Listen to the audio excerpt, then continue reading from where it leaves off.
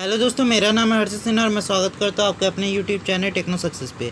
आज हम लोग स्टार्ट करने जा रहे हैं रिलेशन एंड फंक्शन का लेक्चर नंबर 1, जिसमें आज हम लोग कंप्लीट करेंगे इंट्रोडक्शन, ऑर्डर और अनऑर्डर पेयर क्या होता है, सो कार्टेशियन प्रोडक्ट के बारे में जानेंगे और रिलेशन से कुछ जुड़ी इम्पॉर्टेंट बातें जो है वो बताऊँगा।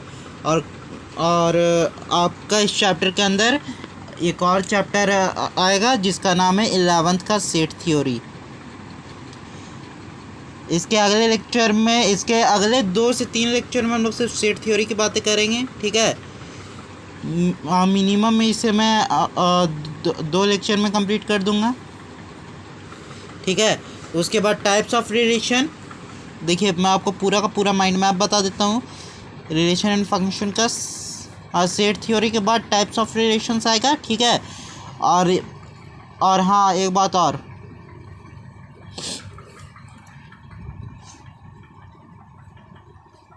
रिलेशन एंड फंक्शंस को आर एंड एफ से लिखता हूँ उधर, ठीक है। रिलेशन एंड फंक्शन का पहला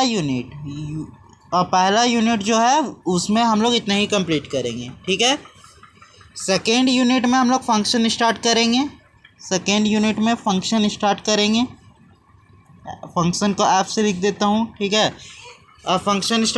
दूसरा यूनिट में फंक्शन स्टार्ट करेंगे और फंक्शन स्टार्ट करते साथ ही हम लोग दूसरे यूनिट में क्लास 11th का फंक्शन कंप्लीट करेंगे, क्योंकि चैप्टर लंबा है, इसे पार्ट बाय पार्ट जो है वो कंप्लीट करना पड़ेगा। रिलेशन में हम लोग फर्स्ट और सेकेंड क्लास 11 और 12 दोनों का रिलेशन कंप्लीट कर लेंगे, ठीक है। और थर्ड यूनिट में क्लास 12 फंक्शन,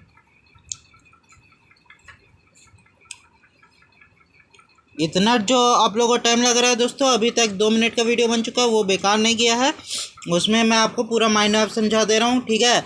और जो 4th यूनिट आएगा, 4 यूनिट इस चैप्टर के लास्ट में नहीं बल्कि इस चैप्टर के बाद के चैप्टर के लास्ट में आ सकता है, ठीक है। उसमें से PYQs रहेंगे, आप चाहे तो 4th यूनिट को स्किप कर सकते हैं, ठीक है। लेकिन उसके बदले आपको एक काम करना होगा, पिछले साल के आए हुए क्वेश्चंस को एक बार आप सॉल्व करके देख लीजिएगा, ठीक है। उसमें कुछ इंपॉर्टेंट पॉइंट्स भी बता सकता हूँ, ठीक है। और अभी चलिए हम लोग स्टार्ट करते हैं आज का टॉपिक। हेडिंग डालिए, relation and function, lecture number 1, order and unordered pair. चलिए स्टार्ट करते हैं, लेकिन उससे पहले आप लोग एक बात जान लीजिए। आप लोग का अगर पहले के चैप्टर्स अगर कंप्लीट है तो ठीक है, और नहीं तो पहले के चैप्टर्स को आप लोग अभी भी कर सकते हैं, अभी भी आप लोग के पास मौका है। तो चलिए हम लोग स्टार्ट करते हैं। अभी आप लोग हेडिंग डालिए, ऑर्डर एंड अनऑर्डर पेयर।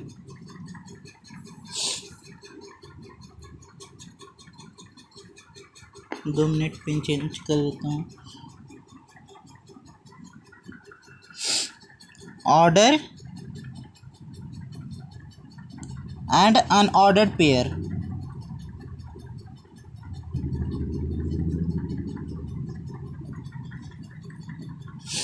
ठीक है। इसमें आप लोग लिखिएगा जो ऑर्डर पेयर होते हैं, ऑर्डर पेयर को ORPS के नाम से हम लिख देते हैं, ठीक है। ऑर्डर पेयर में ऑर्डर इम्पॉर्टेंट होते हैं, ठीक है।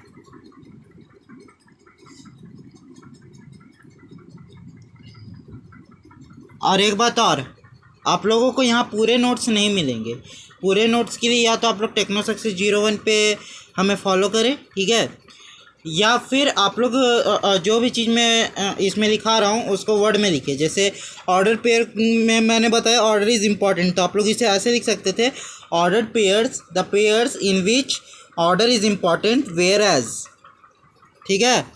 Unordered pair, whereas unordered pairs is the pair in which order is not important. इतना तक लिख लीजिए, ठीक है। और अब जो बच्चे लिख चुके हैं उनको यहाँ तक तो बातें समझ में आ गई होगी, लेकिन उन्हें ये नहीं समझ में आया होगा कि मैं बताना कैसे चाह रहा हूँ। एक एग्जांपल, एग्जाम्पल में 2,3 ले लीजिए, 3,2 ले लीजिए, ठीक है। इसमें अगर पूछेगा कि ये किस तरह के पेयर है, ठीक है, तो ये अनऑर्डर्ड पेयर है।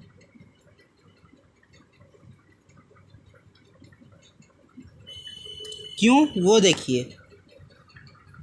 अब ये अनऑर्डर्ड पेयर इसलिए है बिकॉज तो अब ये अनऑर्डर्ड पेयर इसलिए है क्योंकि इनमें जो है वो ऑर्डर इम्पॉर्टेंट नहीं है। इसमें 2 पहले है, इसमें 2 बाद में, 3 बाद में है, इसमें 3 पहले है। और जो मतलब ब्रैकेट मेरा जिनमें मेरा ब्रैकेट बना है वो उनके अंदर के नंबर तो 2 और 3 है, लेकिन इनका ऑर्डर अलग है, इसलिए ये अनऑर्डर्ड पेयर्स है, ठीक है। ऑर्डर्ड पेयर के लिए ये दोनों अगर अलग अलग होते, इसमें 2,3 होता है, इसमें 4,5 होता है, तो ये ऑर्डर्ड पेयर हो जाते। लेकिन अनऑर्डर्ड पेयर के लिए ज़रूरी है कि ये दोनों सेम होना चाहिए और सेम ऑर्डर में नहीं होना चाहिए, ठीक है। आई होप आपको समझ में आ गया होगा। तो चलिए एक क्वेश्चन करता हूँ, एक क्वेश्चन, उसके बाद एक PYQ करा दूँगा। एक पेयर देता हूँ मैं आपको, 1,2, 2,3, 2,1, 4,5, 5,4 और 3,3। आपको इसमें बताना है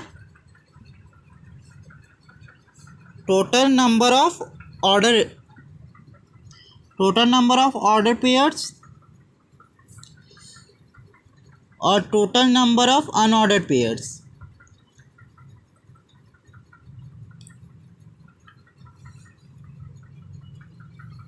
चलिए 5 तक काउंट करता हूँ, 5, 4, 3, 2, 1। उम्मीद करता हूँ आप लोग इसे पॉज करके अब बनाने की कोशिश किया हो। तो चलिए अब मैं बना के दिखाता हूँ। ऑर्डर पेयर इसमें कितने हैं, 6 है। ऑर्डर पेयर के यहाँ लिख लीजिए ब्रैकेट में, बोथ आर डिफरेंट। वही बात जो मैंने अभी आपको एग्जांपल में समझाई कि दोनों अलग अलग होंगे तो भी ये ऑर्डर पेयर होंगे, और अनऑर्डर्ड पेयर्स के लिए बोथ आर सेम, ठीक है। तो इसमें total number of order pair कितने हैं, अलग अलग हैं, तो ऑर्डर पेयर 1,2, 2,1। अनऑर्डर्ड पेयर 1, आप लोग काउंट करते जाइए। अनऑर्डर्ड पेयर 1 यहाँ लिख लीजिए, 1,2, 2,1, ठीक है, 1 काउंट कर लिया इसे। फिर इधर 4,5 और 5,4, 2 अनऑर्डर्ड पेयर, ठीक है। 2,3, कहीं 3,2 है, नहीं, 2,3 तीसरा अनऑर्डर्ड पेयर, ठीक है, और 3,3 चौथा unordered pair. Total number of unordered pair 4, ठीक है। और total number of order pair कितने होंगे, तो कोई भी पेयर सिमिलर नहीं है। तो जब सिमिलर नहीं है तो जितने पेयर है वो सब गिन के लिख दीजिए। यहाँ टोटल 6 पेयर है। अगर सिमिलर होते तो हम लोग उसे एक ही काउंट करते, ठीक है, अंडरस्टूड। तो चलिए अब दूसरे क्वेश्चन की ओर बढ़ते हैं। दूसरा क्वेश्चन हमारा PYQ है। क्वेश्चन लिखे, क्वेश्चन में बोल देता हूँ, find the values of x and y, find the values of x and y if, उसके बाद बोर्ड पे देखिएगा, x + y, x - 2y equivalent to -2, 3। तो इसमें 2 केस में आपको आंसर देना है। पहला तो ऑर्डर पेयर के केस में, ठीक है, ऑर्डर पेयर के केस में x और y का वैल्यू कितना आएगा, और दूसरा अनऑर्डर पेयर के केस में। सोचने वाला है, मेंस का सवाल है, तो चलिए सोचिए। 5, 4, 3, 2, 1। उम्मीद करता हूँ आप लोगों ने इसे पॉज करके सोचा हो। तो चलिए अब मैं इसे बना के दिखाता हूँ। पहला ऑर्डर पेयर के लिए, ऑर्डर पेयर में ऑर्डर इंपॉर्टेंट होता है दोस्तों। तो इसका पहला एलिमेंट इसके पहले एलिमेंट की इक्विवेलेंट है, तो x प्लस वाई जो है वो -2 के बराबर और x माइनस 2y जो है वो 3 के बराबर। ठीक है, स्टेटमेंट से ऑर्डर इम्पॉर्टेंट होता है इसलिए माइनस कर दो, इसे सब्ट्रैक्ट कर दो। ठीक है, यहाँ 3y और यहाँ -5, y का वैल्यू आ गया -5, 3। इधर से x का वैल्यू निकालेंगे तो वो आ जाएगा -1, 3। ठीक है, ऑर्डर पेयर के केस में -1, 3, क्योंकि x और y का पेयर बनाना था, x, y का। ठीक है, इसलिए x को पहले रखा और इधर -5, 3। ठीक है, अनऑर्डर्ड पेयर पे आ जाइए। अब इधर अनऑर्डर्ड पेयर पे अगर आप लोग आइएगा तो अनऑर्डर्ड पेयर में 2 केस बनेंगे। ठीक है, पहला केस 1, अगर आप केस 1 देखिएगा तो अनऑर्डर्ड पेयर में मतलब जो है वो ऑर्डर इम्पॉर्टेंट नहीं होता है, या तो ये भी पहले आ सकता है या ये भी पहले आ सकता है। तो एक केस में हम लोग -2 को पहले रखेंगे और 3 को बाद में, और दूसरे केस में 3 को पहले रखेंगे -2 को बाद में। ठीक है, जिस टाइम ये क्वेश्चन आया था बहुत सारे बच्चों ने यही गलती की थी कि मतलब हेडिंग डाल लीजिए कार्टेशियन प्रोडक्ट, हेडिंग डाल लीजिए कार्टेशियन प्रोडक्ट। प्रोडक्ट का मतलब इनटू होता है। ठीक है, शॉर्ट फॉर्म में बात करूँ तो ओनली पॉसिबल फॉर 2 और मोर सेट, ये एक सेट पे पॉसिबल ही नहीं है। ठीक है, एग्जाम्पल्स समझते इसे। एक सेट ए ले लीजिए, एक सेट बी ले लीजिए। सेट क्या होता है उसका चिंता अभी नहीं लीजिए, उसे कल के लेक्चर में करवा दूंगा। इस सेट में 1, 2, 3 ले लीजिए, इस सेट में 1, 5 ले लीजिए। अभी के लिए आप मात्र इतना मान के चलिए। ठीक है,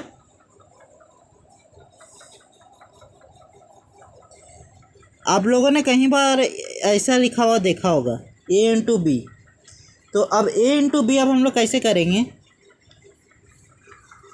अब a इंटू बी के लिए हम लोग पहले यहाँ a का एलिमेंट रखेंगे, फिर b का एलिमेंट रखेंगे।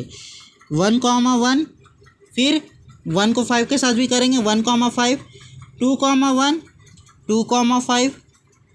इसीलिए मैंने छोटा लेके समझाया ताकि आपको समझने में दिक्कत ना हो। इसलिए 3, 1 और यहाँ 3, 5।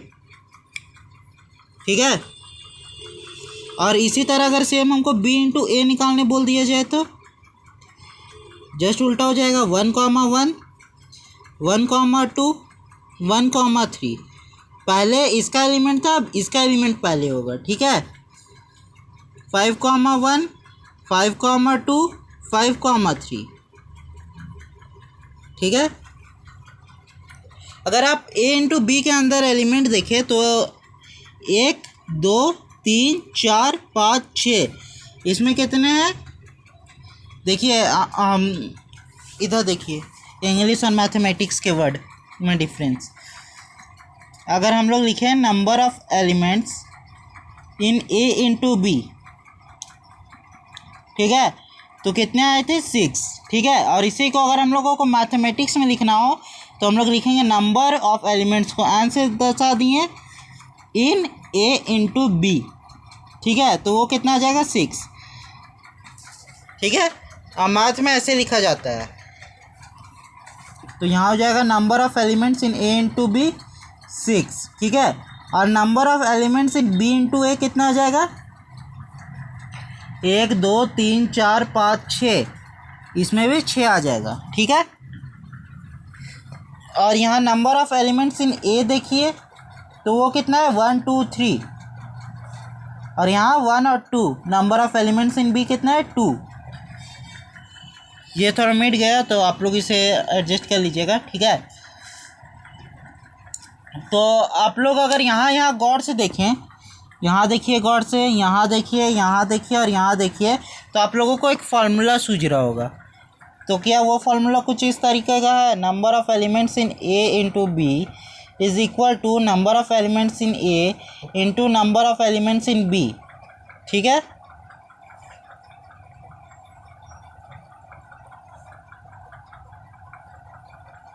और number of elements in B into A, इसका फॉर्मूला क्या होगा, number of elements in B into number of elements in A. ठीक है, ये दो फॉर्मूला अभी के लिए आप लोग याद रखिए, कार्टेशियन प्रोडक्ट का फॉर्मूला है। कुछ इंपॉर्टेंट बातें जिनको आप लोगों को अब ध्यान में रखना है। ठीक है,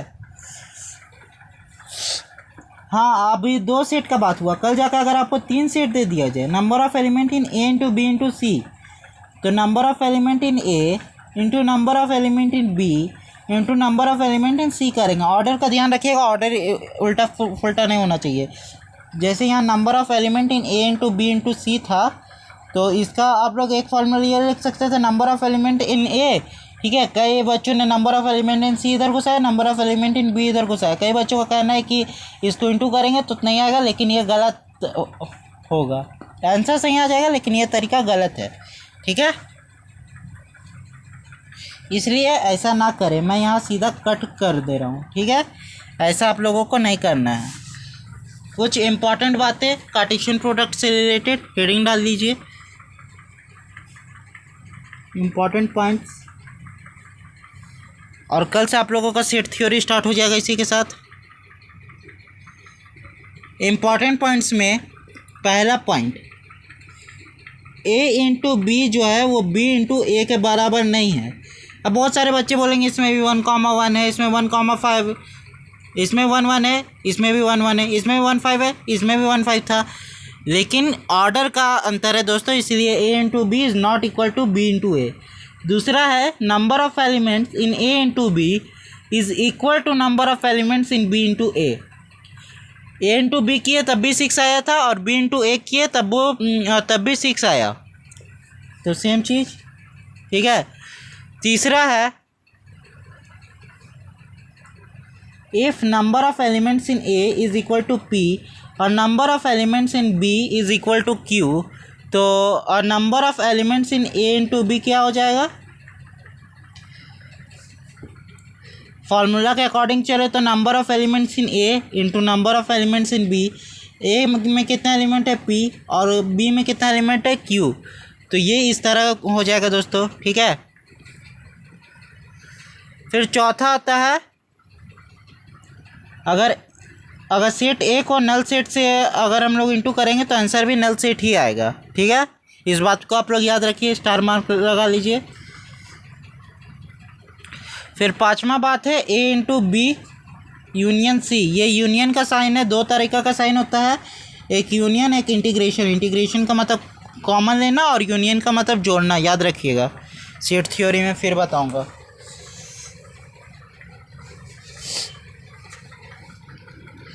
और अभी क्या बोल रहा था, ए इंटू बी यूनियन सी, इसके लिए एक बात याद रखिए, ए इंटू बी कीजिए एक बार। ठीक है, एक बार ए इंटू बी कीजिए, एक बार ए इंटू सी कीजिए, और बीच में जो साइन है उसे लगा दीजिए। ठीक है, आसान हुआ।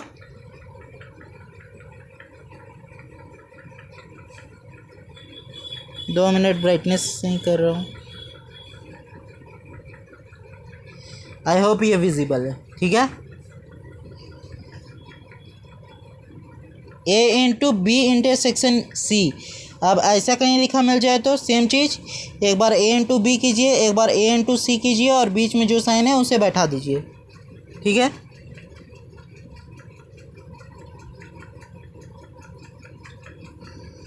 इम्पॉर्टेंट बातें तो इतना ही है, लेकिन कुछ एक्स्ट्रा में जो काम की नहीं है तब भी आप लोग जान लीजिए। अगर कहीं पे आर स्क्वायर लिखा हुआ है, इसका मतलब आर इंटू आर होता है। ठीक है, ये बातें सब कोई जानते हैं। अगर कहीं पे आर स्क्वायर लिखा हुआ है तो इसका मतलब आर इंटू आर होता है। ठीक है, और आर इंटू आर लिखा हुआ का मतलब होता है एक्स कॉमा वाई का जो पेयर है वो बिलोंग कर, देखिए इसको रीड कैसे करते हैं वो सुन लीजिए। X comma y such that, ये जो इस टू का साइन है उसको सच डैट कहते हैं, या फिर इसकी जगह कॉलन लगा रहता है, कॉलन का साइन ऐसे स्लैश होता है। ठीक है, such that x comma y belongs to real number. ठीक है, सेम उसी तरह आर क्यूब कहीं अगर लिखा हुआ तो उसे 3 बार। ठीक है, और यहाँ पे is equal to x comma y comma z ठीक है, such that x comma y comma z belongs to R. ठीक है, 8वां पॉइंट, 9वां पॉइंट और आखिरी पॉइंट। ठीक है, A into B into C, अगर हम करेंगे A into B into C तो आएगा A comma B comma C such that A belongs to set A जो है वो सेट ए से होना चाहिए। और जो काम हम लोगों ने यहाँ पे किया था वही काम उसको लिखवा रहा हूँ। ठीक है, ब्राइटनेस कुछ ज़्यादा ही हो गई।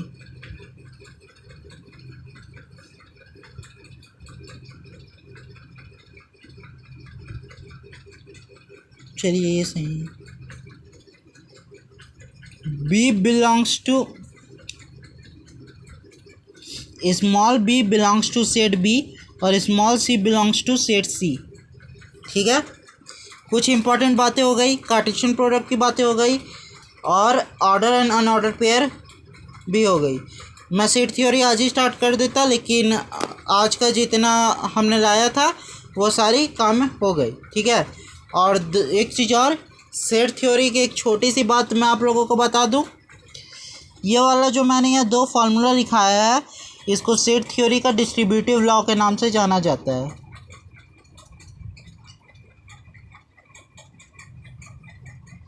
ठीक है, अब अगले सेक्शन में हम लोग सेट थ्योरी के बारे में जानेंगे और सेट थ्योरी के ऊपर कुछ अच्छे अच्छे लेवल के क्वेश्चंस करेंगे। ठीक है, उसमें कुछ PYQs भी होंगे और रिलेशन को स्टार्ट कर देंगे। ठीक है, आज तो इंट्रोडक्शन क्लास था इसलिए छोटा है। अभी के लिए thank you, tata bye bye. और हमारे नोट्स के लिए हमें इंस्टाग्राम पे फॉलो ज़रूर करें। टाटा, पढ़ते रहिए और मचाते रहिए।